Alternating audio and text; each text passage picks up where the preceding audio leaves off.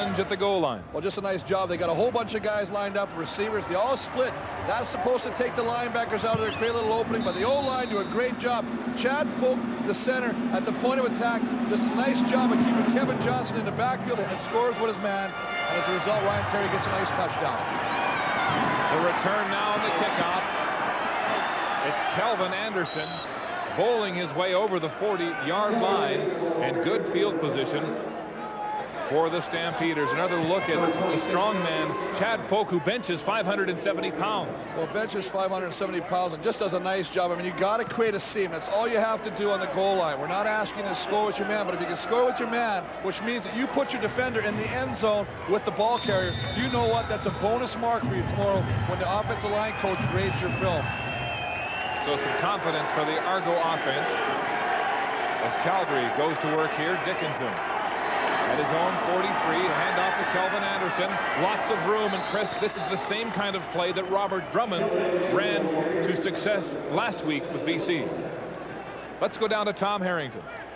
Well, Mark, there have been a lot of heads shaking on the Calgary sideline, especially on offense. I asked Alan Pitts, is it the Toronto defense or is it you guys? He paused and he said, you know, we're just not playing the way we're capable of playing. Mark? Well, the Stampeders have high expectations for themselves. 9-4 record, one game behind the BC Lions in the West, and they are the defending Grey Cup champions. The handoff is to Kelvin Anderson. More room again, and the running game comes alive for Calgary. And this is exactly what they have to do. I mean, it's easy to sit up here and be a quarterback coach or a coach, but I tell you what, you know that you have to run the football, get your offensive linemen involved, pull those linebackers tight to the line of scrimmage. As you can see the emotion right now. Travis Moore coming out.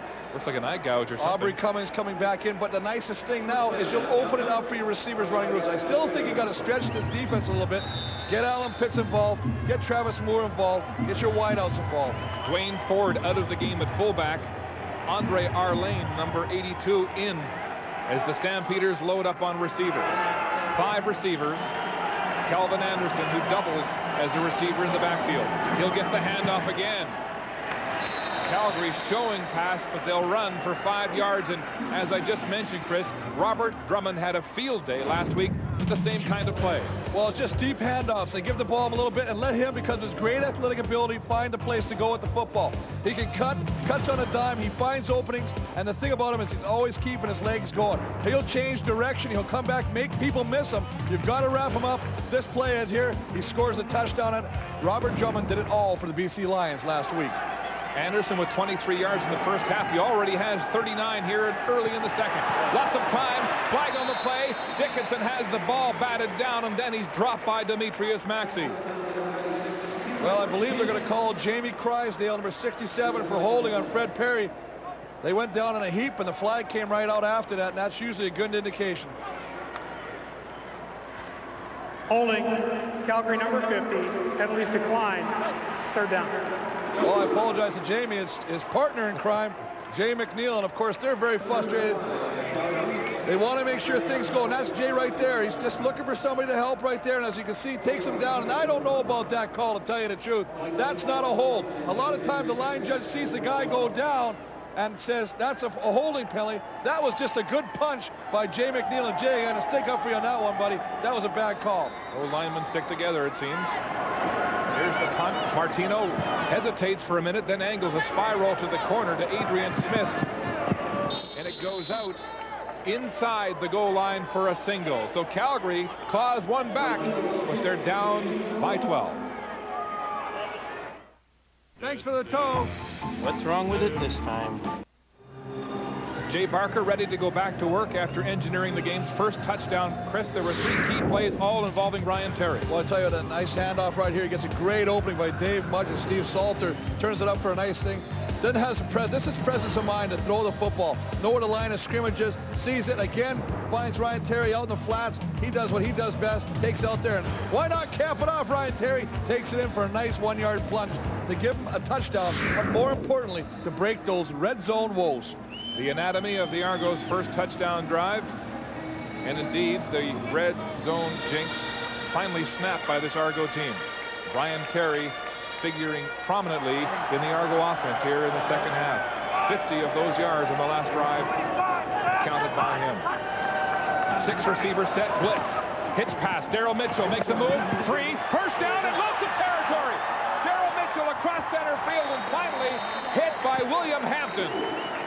Well, But there's a flag on the play. Well, I think it's going to go against Calgary. It looked like 92. Steve Anderson jumped offside. The question will be whether he was drawn offside. Offside. Calgary number 92. You nailed it. Decline. First down. He just a little overzealous, a little overeager to get to the quarterback at that time. But what I'm really seeing here, I'm seeing a little spark in the Toronto offense right now. And they're trying to do some great things right there. He's just at the top. Just gets a little jump on him right there. Tries to beat or anticipate the count and gets caught. 28-yard gain as Guano continues to smolder on the Calgary sideline. First down, Arcos across center field. Play action pass. Barker throws it behind Mitchell. This time had him open. Close coverage on the play by Shadwick Chris again. The thing that he's doing is what I like is he's coming around right now. Fred showed us on the side a little concern with what's happening with his offense. He wants to get on track a little bit. They got to get some points to stay in the game. But what I like what Jay Barker's doing is he's going outside. He's putting pressure on the defense now. He can either run with the football or he can throw the football. The defenders aren't sure, should I come up and force Jay or stay back with my man? It's giving him extra time to find the receiver. Barker good on 50% of his passes for 110 yards, but Chris, that was a blown opportunity. He had lots of time to make the read. And he had an open receiver in Mitchell. 2nd and 10, Argos. Here comes the blitz. Barker, quarterback draw across the 45-yard line, but short, well short of the first down. But is it close enough for a field goal attempt? Well, that's a good question mark, especially with the dome being open now. There is a little bit of a swirling wind in here now that normally wouldn't be a factor if it was closed. But a nice job of Jay Barker to take off with that football. Greg Freres with the quarterback or the safety blitz is coming beating for him right there. He sees it, pulls the ball down, figures if the safety gets blocked, I can go for a long period of time and keep running. Nice job of limiting it. Now they're going to punt the football away. Indeed, it'll be Prefontaine punting. He'll angle it. A line drive to the 5-yard line, and a beautiful coffin corner punt by Noel Prefontaine in bad field position for Calgary. Coach talking with Jay Barker on the sideline. Calgary on their own 5. Handoff. Kelvin Anderson. He might have a couple, but the entire Argo offense, save 3 players, was waiting for him. Rather the defense. Roger Dunbrack, number 73, does an excellent job of skating or flowing down the line, reading the play. Comes off the block, makes the play.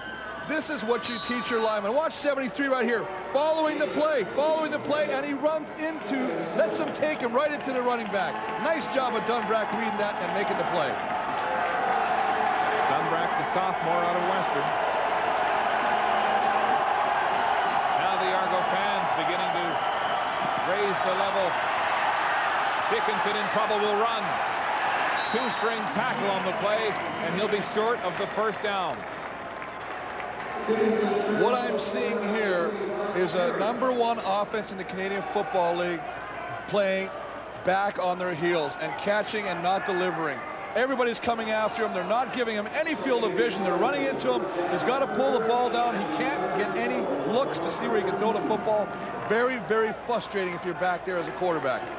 Well, the Argos, with the best punter in the game, try to use field position to their advantage. And now when you've got the defense playing so well, the best defense in the league, it was wise to punt the ball the way they did and pin Calgary deep. And now they'll get the ball back at least at center field. That's where Mike Pinball Clemens is standing as Guano stands on the sidelines on the Calgary bench.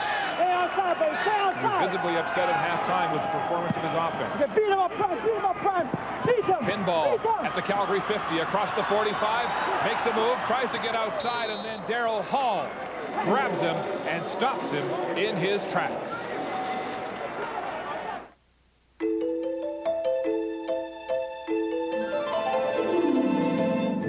A nicely contoured body. A quietly comfortable interior. And a powerful, yet fuel-efficient engine. All of which makes you realize that it sure doesn't act like a family car. The new 2000 Corolla. There's Marcus Dowdell on the Calgary bench, frustrated as Barker goes back to work. Flag on the play. Ryan Terry has the dump pass and is close to a first down, and it's coming back, holding the call against the Argonauts. Well, the big man, Martin Gunn, all 6'5" and 280 pounds of him, felt like he was being held or illegally inhibited from getting to the quarterback, and the referee saw that and Holding. Toronto, number 56. First down repeated. tells Mr. Chad Folk, the center of that offensive line, with an illegal grab.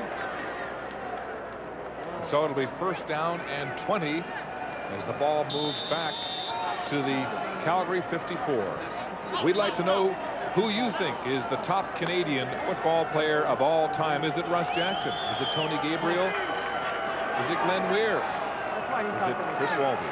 Let us know. Vote on our CFL on CBC website. First and long. Handoff. Ryan Terry negotiating yardage. And a big move. Still going. Cross the first down marker. Ryan Terry has some blockers, including Jay Barker to the 5. Touchdown. Argos.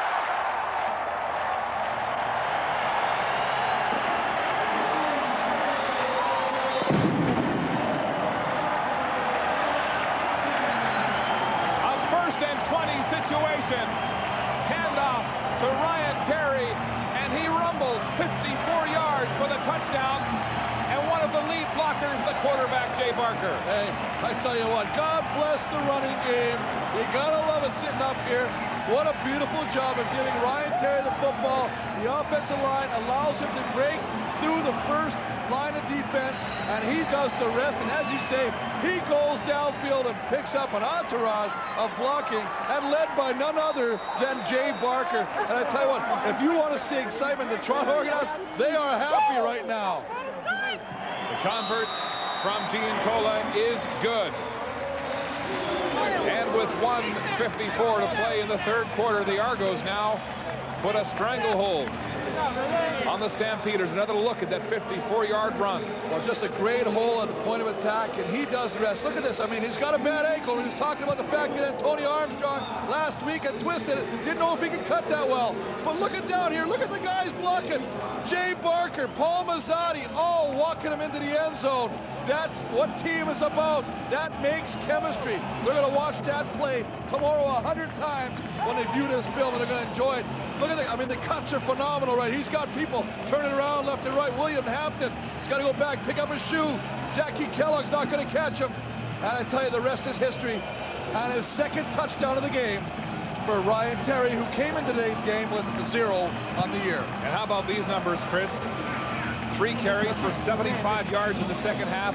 He now has 106 yards on the ground so far in this game. And there's Jay Barker taking a page out of Doug Flutie's playbook with a block there to help lead the way. And Paul Mazzotti was in there too, almost got trampled in the traffic. Everybody helping out on this Argo offense. Well, you love to see it. And that's what makes you a good team, is when everybody, if you're not catching the football, you're doing something else to help contribute to your team's success. And Paul Mazzotti gave a great example of getting downfield and sacrificing your body for the betterment of your football team. Well, now the pressure is on the Calgary offense. They've got to get something going. Mazzotti and the Argos have come to life with 2 touchdowns, both by Ryan Terry here in the second half. Prefontaine squibs his kickoff. A one bounce taken by Rock Preston across the 30-yard line, and then hit head on at the 40 and dropped immediately. The rookie Ryan Terry, and his numbers have been spectacular. 10 rushes, as I mentioned, for 106 yards in his first 2 touchdowns of the season. And we talked about halftime. Give him the football. Just a little late handoff right there. Let him find the opening. Goes to left, cuts to the right. Makes another beautiful cut. Makes guys miss. And the legs are churning. And then, of course, as we talked about, he's got an entourage of guys in blue. A sea of blue, as it were, walking him into the end zone. And you know he's going to enjoy that. Dickinson in the shotgun. Fails from the pocket. Tripped up. And so frustration continues for the Calgary offense. A high-powered offense that has not been firing here this afternoon. Well, it's a high-powered offense, and they have ran the football well when they've run the football, but they are getting manhandled on the pass rush by the Toronto defense. They're just putting a lot of pressure on Dickinson, making him, forcing him to pull the ball back down and not allowing him to make the proper decisions to throw the football. Maxey with his second sack of the game. The loss is 4. 2nd and 14. Stampeders. More pressure and another sack. Fred Perry and Jermaine Haley sandwich Dickinson, and he's taking another beating from this Toronto defense. Well, he's taking another beat. I tell you what, Toronto's defense, Toronto's offense, let's talk about Toronto's team in a whole, are having FUN, and that is fun. Right now, both guys in the corner are going to come here. There's Perry down there. Watch him come. He just does a nice job of swimming. There you see Jermaine Haley beats his man, number 50, Jay McNeil. They meet in the backfield. They meet in the crossroads, and they have a Dickinson sandwich. The loss is 10. And so Martino punts from his own 15. Adrian Smith back. Has it at the 45. Didn't look like he had 5 yards on that play, Chris. Well, he didn't have 5 yards, but I think right now you can see Dave Dickinson's very frustrated right now. He's not being allowed the opportunity to succeed right now. They're frustrated. They're saying, I got to get, he's mad. He wants to get that football to people. He needs the time to get it to him. Right now, he's not happy. They're saying, what do we got to do to take some of the heat off us? Maybe they got to run a screen pass. Maybe a couple draws, but you got to do something to take the heat of that front 7 of the Argonauts off your offense. Well, this Calgary team, Mike Roach, the defensive coach, and there's, again, more frustration on the face of Dickinson. They lead the league in quarterback sacks, and it's happening again here this afternoon. The jumbo offense is in for the Argos. That means Adrian Smith at quarterback and all the big men on the line. Flags, whistles, and the play will not get off. Timeout, Calgary. Oh, and so the Stampeders, perhaps confused on the play, call a timeout. When things don't go, and I don't mean to laugh, when things don't go right, I think there's a little bit of frustration. Things happen right now. You can see the defense coordinator, Mike Roach, Wally Bono right there. They're talking. They're trying to get things straight. What do we got to do to get things organized here? Here's Tom. Well, guys, the sideline, as you mentioned, is a bit chaotic for the Stampeders. There's a great deal of pride on the line here today, and there's a sense of shock. What's happening to us? Wally Buono was talking to Kevin Johnson, the rookie middle linebacker who's replacing Alondra Johnson, an emotional leader who I think they miss in the sidelines right now. He said just relax and play, which is probably good advice for the entire Stampeder defense and offense for that matter. Well, that's interesting, Tom, because Johnson is responsible for calling the offensive fronts that they're seeing against the Argo team. That's a job that AJ had. And the jumbo continues. Adrian Smith turns, pivots, and runs straight up the middle for a gain of maybe 4 or 5 yards on the play. It looks like total chaos when that jumbo operation goes. What they do is, Adrian has a number of options. On this one, he does a double handoff. He does a complete pirouette. He just goes around in a big circle and follows the blocking as it goes up the hole. I mean, he can take the ball, fake the handoff, and throw the football. He's thrown passes to Roger Dunbrack. He's handed the football off to Demetrius Maxey. He's handed the football off to Jermaine Haley. This is a very diversified, very mysterious type of formation. Well, it's 2nd and about 7 now, and the jumbo offense stays in. This time, it's a roll right. Adrian Smith is sacked. That's Jason Clement, the third-year man who is getting his break, his start at the outside linebacker position after the injury to Alondra Johnson. Kevin Johnson moving to the middle, and Clement strong on the outside there, a 6-yard loss. And the Argos will turn it over with a punt at the quarter as we get ready for the 4th. It's 24-5. The Argonauts in his first 2 touchdowns, and the first 2 touchdowns ever by a running back. Burris is the only guy, the fullback, with touchdowns on this team. Well, not only does he carry the ball, he catches the ball. And that's one of the things they liked out of training camp is the fact he's got great hands, and when he gets the football, he's got great vision, as evidenced by this running play right here. The ability to break tackles, to make people miss you, that's a gift. It's just not a given. You got to work on it. He does a great job of showing his skill on that run. Ryan Terry, the rookie out of Iowa. A lot of people are comparing him with Mike Saunders, who also came out of Iowa, a fluid running back. Prefontaine booms a punt deep over the head of Brock Preston. He'll get a bounce to the goal line, and it stops dead on the 1. Rolling back, and the Argos get an Argo bounce. What a punt. Rolling out at the 2-yard line. And so again, this Calgary offense, frustrated today, will have to start deep. Well, I think you hit it on the head. I don't think there's any better way to describe the way that ball bounced over. 65-yard punt. Goes over Rock Preston's heads. He's figuring, well, the worst scenario is just going to roll in the end zone. Oh, sorry, Rock. I'm coming back the other way, as you say. Rolls out on the 2-yard line. And indeed, Calgary finds itself not only behind the scoreboard, but way deep, starting a drive in their territory. Prefontaine owns the longest punt in the CFL this year with 88. That one, as you mentioned, 65, and the Argos now trying to run out of their end zone, or rather Calgary. And it's Kelvin Anderson who manages to negotiate himself for a first down and more. Across the 20-yard line, Anderson showing some fight, shining his golden tooth. Nearly broke free there, Chris. Well, I tell you, you got to love this guy. I mean, this is hard. You want to talk about a warrior, a guy that comes to play. I mean, this should have been stuffed back at the line. The line gets there. There's nothing there. He can't see nothing. He has to make a cut. He makes Maxey move. Then he has to come back in. Look at the head contact. He runs into London's Price one-on-one. Great job of keeping your feet driving and do what you got to do to get your team moving. Dickinson goes back to Anderson with a dump pass. He'll be very close to the first down. It's rather Mike McCoy into the game as they've made a quarterbacking change, Calgary has. Well, they try to shake this team up. The young man who came into this team as an investment broker and won 3 in a row. And you know what? He did come in the second half of last week last time these two guys played, and he played very well in that second half. So they know he's got some good leadership. He's got some great skill. And it was Mike McCoy who led the rally to beat the Argos 29-26 3 weeks ago in Calgary.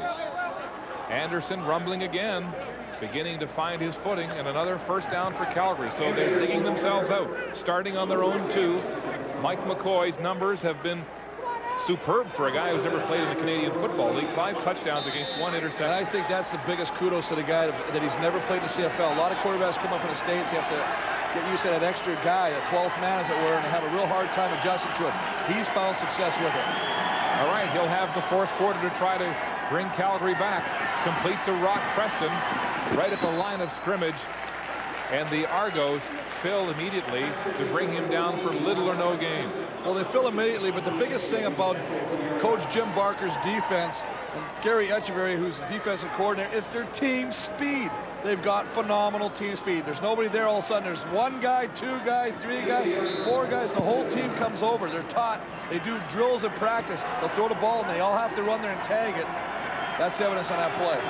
Second and about 9.5. McCoy in the shotgun, dumps it off to Alan Pitts.